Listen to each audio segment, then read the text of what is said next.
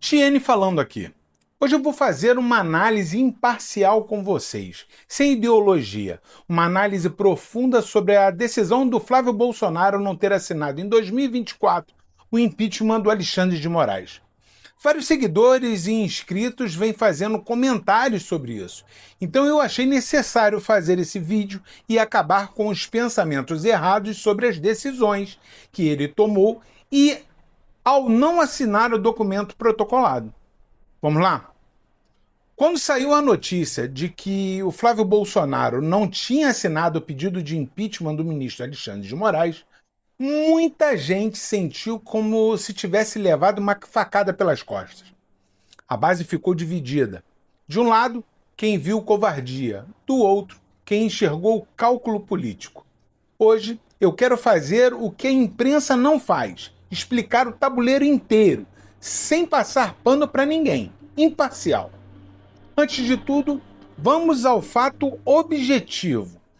Em 2024, foi apresentado no Senado um pedido de impeachment contra Alexandre de Moraes, assinado por deputados federais e por cidadãos.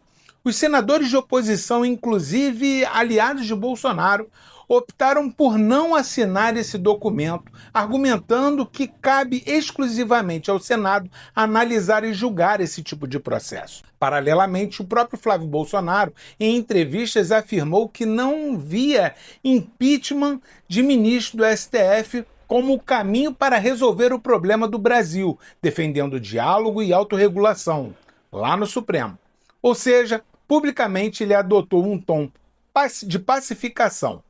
Mais tarde, em 2025, o mesmo Flávio protocola o seu próprio pedido de impeachment de Alexandre de Moraes, fundamentado nas medidas cautelares impostas contra o Jair e na falta da imparcialidade do ministro. Só isso já mostra que não estamos falando de um não simples, estamos falando de timing. Por que ele não assinou aquele pedido de 2024? Vamos encarar a realidade nua e crua. O Senado hoje não é um templo de democracia. É um ambiente pressionado pelo STF, pela grande imprensa e por acordos de bastidores. Quando você tem um ministro como Alexandre de Moraes centralizando inquéritos, impondo medidas duríssimas contra Bolsonaro e aliados, conduzindo operações como a que investigou a tentativa de golpe e até plano de assassinato de autoridades. Tudo autorizado a partir do Supremo. O recado é claro: quem enfrenta, paga caro. Nesse cenário, um senador que leva o sobrenome Bolsonaro não joga no mesmo nível dos outros. Ele é alvo preferencial. Se Flávio coloca a assinatura naquele primeiro pedido de impeachment, 3 coisas aconteceriam ao mesmo tempo. Fiquem atentos. 1. A narrativa seria perfeita para o sistema. O filho de investigado tenta derrubar ministro que o investiga. O foco sairia dos argumentos jurídicos do impeachment, e iria direto para a acusação de retaliação pessoal. 2. Ele arriscaria seu próprio papel no jogo. Senadores já admitiram nos bastidores medo de retaliações e perseguições por se posicionarem sobre o impeachment de Moraes. Em português claro, muita gente está com medo de virar alvo do inquérito, busca e apreensão, linchamento midiático. Terceiro, ele poderia se tornar impedido ou desmoralizado como julgador. Como o Senado é quem julga senadores, que assinam o pedido, podem ser vistos como parte interessada, o que abre margem para questionamentos de suspeição, perda de autoridade no processo e mais munição narrativas contra o campo conservador. E agora eu já vou pedir para vocês aqui dar uma pausa rápida. Se você valoriza esse tipo de análise que eu estou fazendo, sem rabo preso, já se inscreve no canal agora, ativa o sininho e compartilha esse vídeo em pelo menos um grupo de política que você faz parte. Isso mostra para o algoritmo que aqui a análise é de verdade. E aí agora a gente passa para a estratégia versus cobrança moral. Aqui entra a parte desconfortável. Do ponto de vista da base conservadora, há um argumento moral muito forte. Se Moraes está abusando do poder, se está rasgando a Constituição, todo político que diz defender a liberdade tinha a obrigação de assinar qualquer pedido de impeachment. Esse argumento faz sentido no plano moral. O problema é que a política não se move pela lógica moral, mas pela lógica da força. No campo prático, Flávio parece ter tomado 3 decisões. 1. Economizar o próprio nome. Ele sabia que assinar aquele pedido naquele momento seria visto como um gesto de vingança familiar. A esquerda, a imprensa e o próprio STF iriam usar isso para deslegitimizar o conteúdo do pedido feito por ele. 2. Esperar um contexto em que o abuso ficasse mais evidente para o país.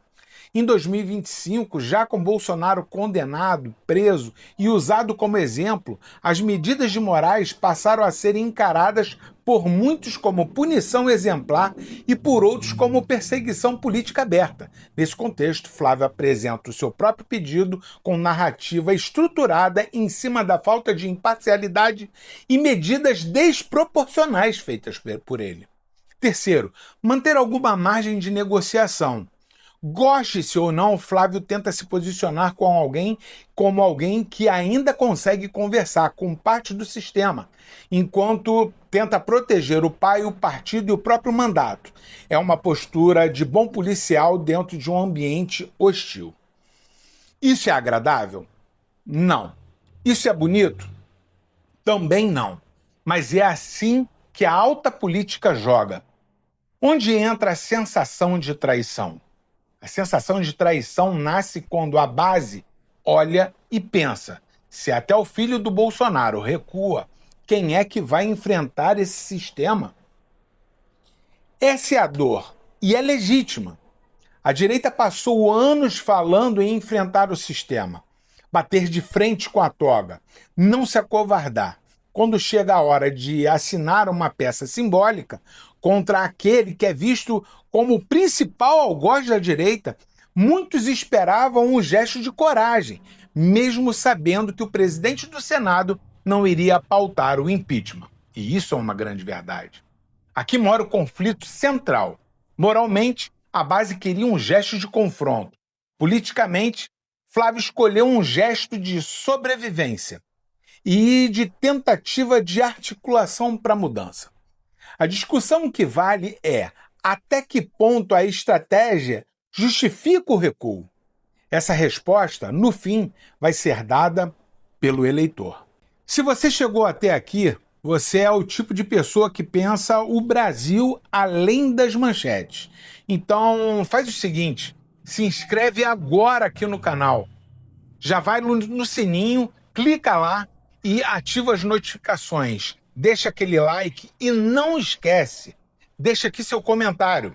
Vamos furar a bolha da narrativa oficial e trazer esse debate para mais gente. Me ajuda aí, vai! Então, fechando a análise, resumindo bastante, Flávio não assinou aquele pedido de impeachment por quê? Porque o cenário jurídico e político era totalmente desfavorável para que ele fizesse isso. Porque havia risco real de retaliação e de deslegitimação do processo. Porque a sua assinatura naquele documento seria usada como prova de vingança pessoal da família Bolsonaro.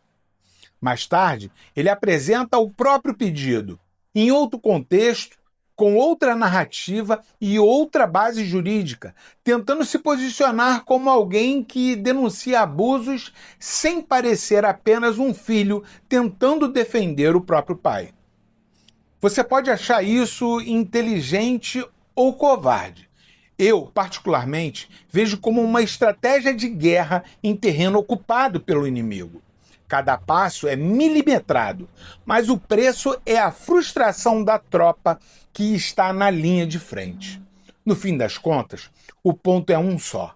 Enquanto o Senado for refém politicamente e o STF for percebido como intocável, qualquer impeachment de ministro vai ser muito mais simbólico do que realidade. E aí eu te pergunto, para a gente encerrar esse assunto aqui, você acha mesmo que o Flávio errou por não assinar desde o começo? Ou acha que ele evitou dar munição para o sistema? Diga aqui, o que você achou disso, de tudo que falei? Deixe a sua análise aqui, sem paixões. Espero que vocês tenham gostado do vídeo. Um forte abraço, fiquem com Deus. Até o próximo. Tchau.